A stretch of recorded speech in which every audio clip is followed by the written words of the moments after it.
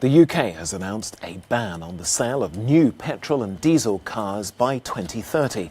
It's part of a plan for a green industrial revolution aiming to create 250,000 jobs in energy, transport and technology. The government's also outlined a planned extension of nuclear and hydrogen power. Prime Minister Boris Johnson says he wants to generate enough wind energy to power every home in the UK by 2030. But the opposition Labour Party has criticised the 10-point plan, claiming it fails to tackle the climate emergency. Well, for more on this, let's talk to Nicholas Lees. He's head of roads policy at the Royal Automobile Club. Well, thanks for joining us here on the programme. Well, the big headline coming from this 10-point plan is the banning of new cars. Do you think it's feasible, and is it a good idea?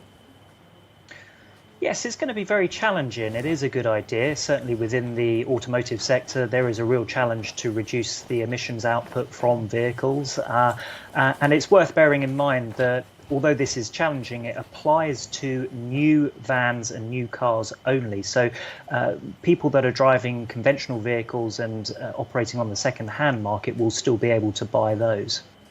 Indeed. Well, as you say, reactions have been mixed to these plans, with some describing it as overwhelming in terms of its lack of ambition.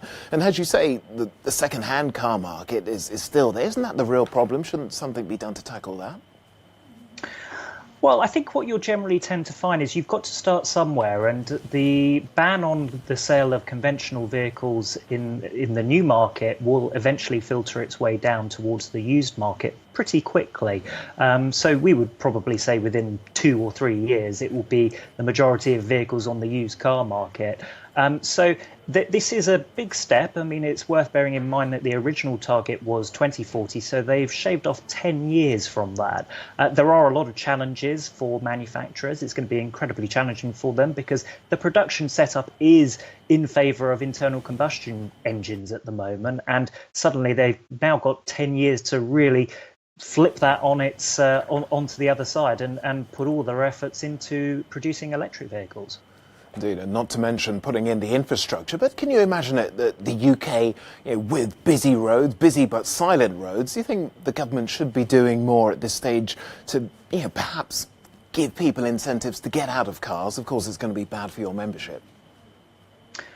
Well, I think there are two things that the government needs to do. Firstly, as I think you said, there is a huge effort that needs to be made on improving the electric charging infrastructure. Currently, we've got about 20,000 electric charging points, public electric charging points within the UK.